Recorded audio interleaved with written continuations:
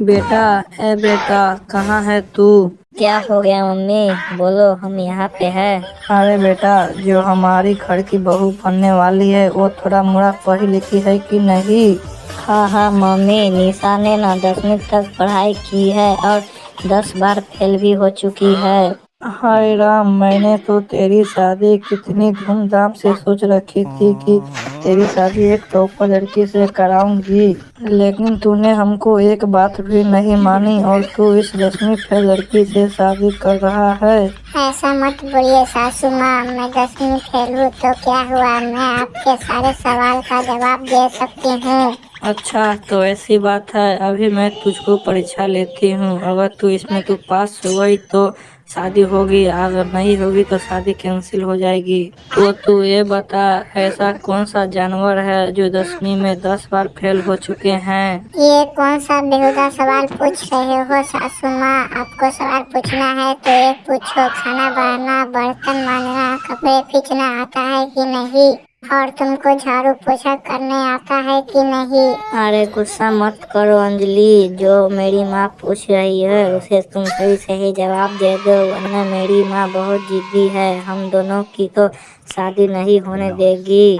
अरे तुमसे शादी करने से अच्छा है मैं किसी कलेजे कुत्ते से शादी कर लूं पकड़ के। रोज रोज ताना घर में सुनने से अच्छा है वहाँ 2 वक्त की तो रोटी सही से मिलेगा ना।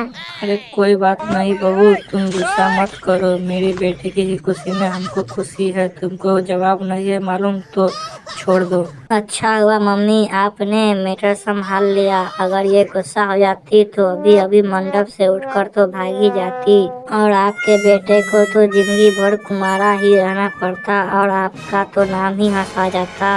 ये बात बिल्कुल तुमने सही कहा है बाबू, ये बात लेकिन तुम्हारी मम्मी को कहाँ समझ में आ रही है।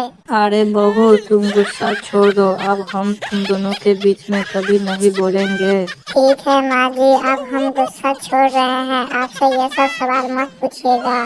ठीक है बहू। चंपा, ओ चंपा।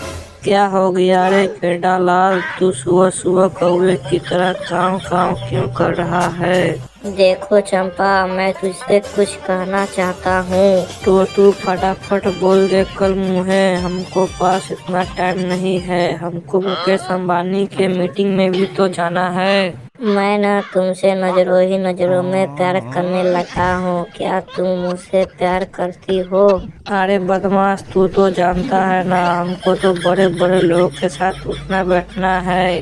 फिर तूने खुद की शक्ल देखी है कभी आईने में जो तू मुझसे प्यार करने आया है? देखो रानी, तुमको बड़े बड़े लोगों के साथ उठना बैठना है तो ये नहीं कि तुम देश की प्रधानमंत्री बन गई हो तो तुम हमारी तरह एक मामूली सी सब्जी, फिर तुम इतना भाव क्यों खा रही हो? अरे बदतमीज, तुझे तो पता है ना, मैं जहाँ खड़ी हो जाती हूँ वहाँ पे तो लोगों की भीड़ हो जाती है हमको देखने के लिए। फिर तेरे पास क्या है, तू तो एक ठहरा भिखारी है। देखो, तुम मुझे बार बार बेइज्जत मत करो, तुम्हें पता है मेरा भाव 80 रुपए किलो है, लोग हमको भाव सुन ही कर भाग जाते हैं। अरे बदमाश, तू भाव की धमकी किसे दे रहा है? तुम्हें पता है मेरा भाव 120 रुपए किलो है, लोग मेरा भाव सुनते ही पैंट गीली और चड्डी गीली कर लेते हैं। देखो रानी, मैं तुमको प्यार से बोल रहा हूँ, वरना मान जाओ, वरना मैं तुमको इतना मार मारूंगा कि तुम बेहोश हो जाओगी। देख नाच मीटे, जो तू सोच रहा है ऐसा तू बिल्कुल मत करना, वरना मैं तुमको आलू से इतना मार मराऊंगी कि तू बिल्कुल नहीं भूलेगा।